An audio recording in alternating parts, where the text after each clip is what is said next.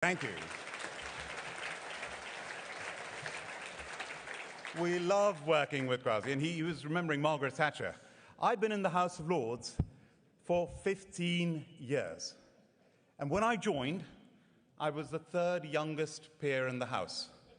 I'm still one of the youngest peers in the House. But I do remember very clearly Margaret Thatcher would be making speeches on the crossbenches, and she would be sitting literally right next. It was amazing. It was a real privilege to know her. Now, this COP26, I'm told from COP veterans, is very different to the earlier ones, let alone the one 6 years ago. And the big difference is this. At this COP, business has been here on force, in full force. And this room is a demonstration of that. And the other big difference is that 6 years ago, there were a lot of skeptics. There were a lot of disbelievers. And I think that we can only do this looking ahead if we genuinely believe that this is the path.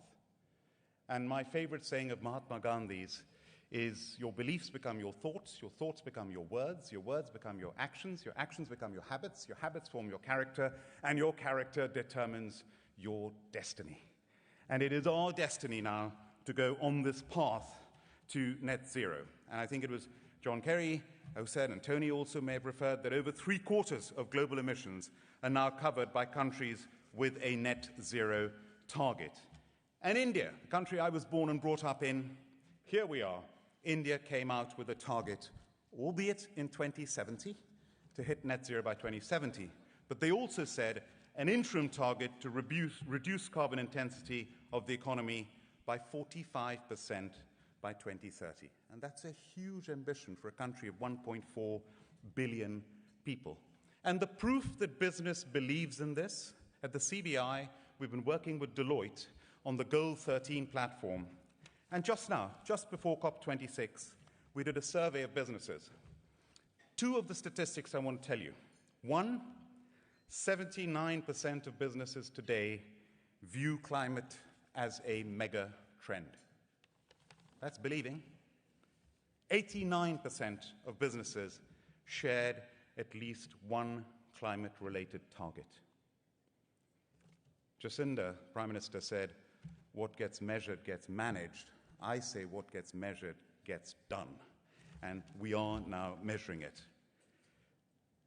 I'm also Chancellor of the University of Birmingham.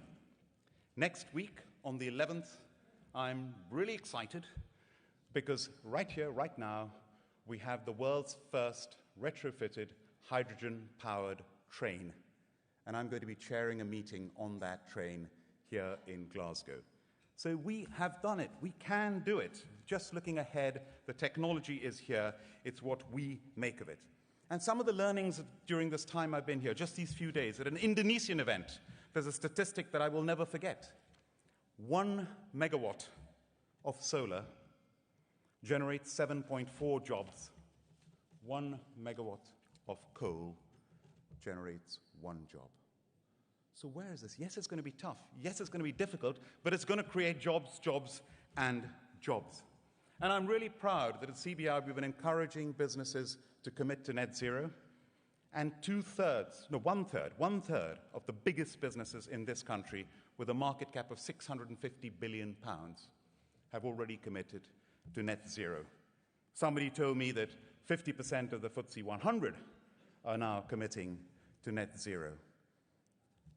EY, Ernst & Young, this year, in the pandemic, at the beginning of this year, said we're going to go carbon negative in 2021. People said, is this mad? Are you mad? In pandemic, 2021, uncertainty, and you want to go carbon negative in this year? Well, wait for this. They already achieved it last month. So this is business walking the talk.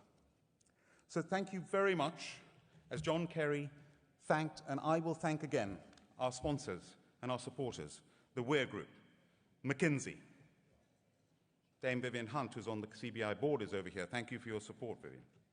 Vodafone, all the speakers. Kwasi's already thanked the speakers. I thank Kwasi again. Rishi Sunak has recorded, Jacinda Ardern for her recorded speech. John Kerry, wow, wasn't that just amazing? Incredible. Tony, your fantastic speech, And Kwasi, once again, thank you, thank you, thank you. And I want to say a particular thanks to all of you for being here at this huge 700. This was the big ticket item at COP26. Thank you for being here. And credit goes to Tracy Black, the Director of Scotland for the CBI, and her team. So, Tracy.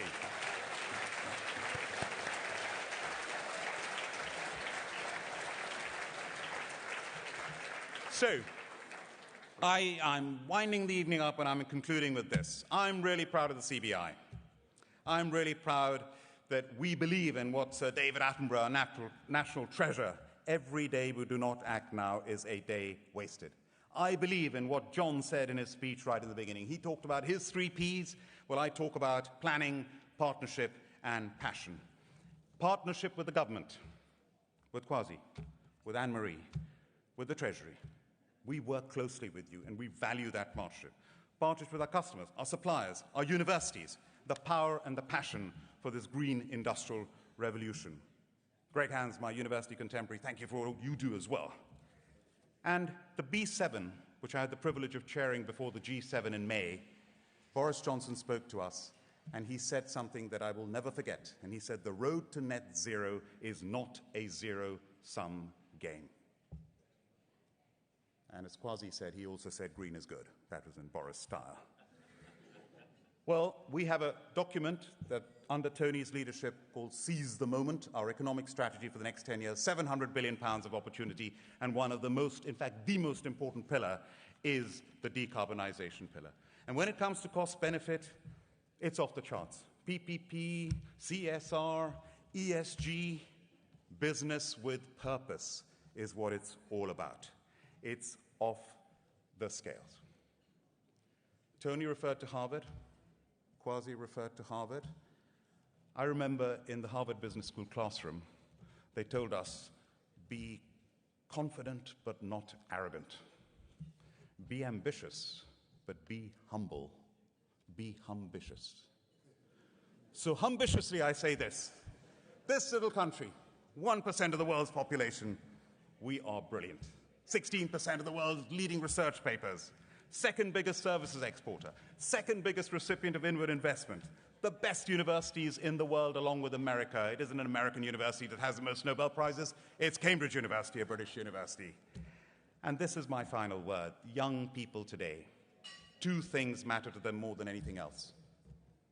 1, they passionately care about the environment, sustainability, climate change, and biodiversity.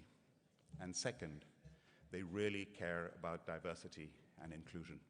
And I'm the first ethnic minority president in the history of the CBI, and I'm proud of that. And I've launched an initiative called Change the Race Ratio to promote ethnic minority participation across all business. Please sign up to it.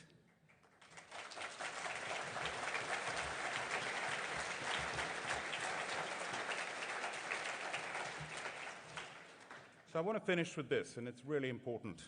Professor Partha Dasgupta of the University of Cambridge brought out a really important report on the economics of biodiversity. And he described nature as our most precious asset. He'd said that 1 million animal and plant species are believed to be threatened with extinction. And responding to the Dasgupta review, Sir David Attenborough said, it is the compass that we urgently need. And David Attenborough said this, and I quote him, economics is a discipline that shapes decisions of the utmost consequence, and so matters to us all. The Dasgupta review at last puts biodiversity at its core. By bringing economics and ecology face to face, we can help to save the natural world, and in doing so, save ourselves. And one of my great colleagues at the House of Lords, Lord Martin Rees, the Astronomer Royal, former Master of Trinity College, Cambridge, former President of the Royal Society, said this just the other day. He said, our Earth is 45 million centuries old, but this century is the first when one species, ours, can determine the biosphere's fate. So together, we can prevent this. Together, the transformation is possible. The work starts right here, right now, with us. Thank you very much. Thanks for your support. Thank you. Thank you.